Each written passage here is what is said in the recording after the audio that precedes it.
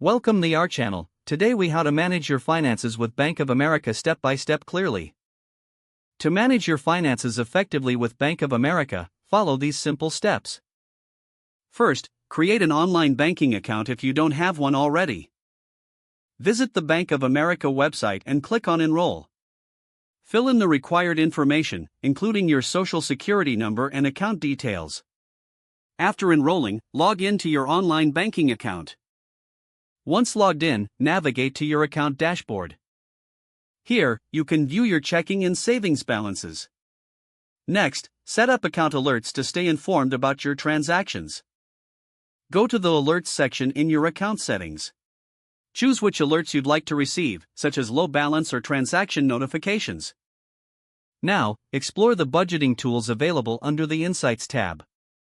These tools will help you categorize your spending. Review your transaction history to identify your spending habits.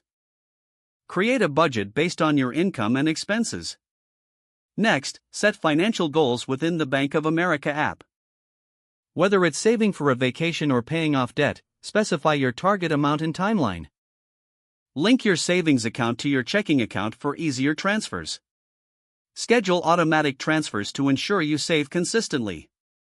Consider enrolling in Bank of America's Keep the Change program. This program rounds up your purchases and saves the spare change.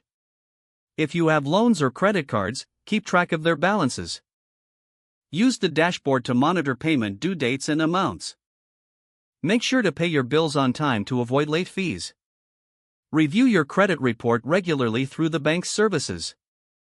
This will help you understand your credit score and improve it over time. Finally, consult with a financial advisor through Bank of America for personalized advice. Schedule an appointment through the website or app based on your financial needs. Following these steps will help you manage your finances effectively with Bank of America. If the page does not load, refresh the browser or try again in a private or incognito window.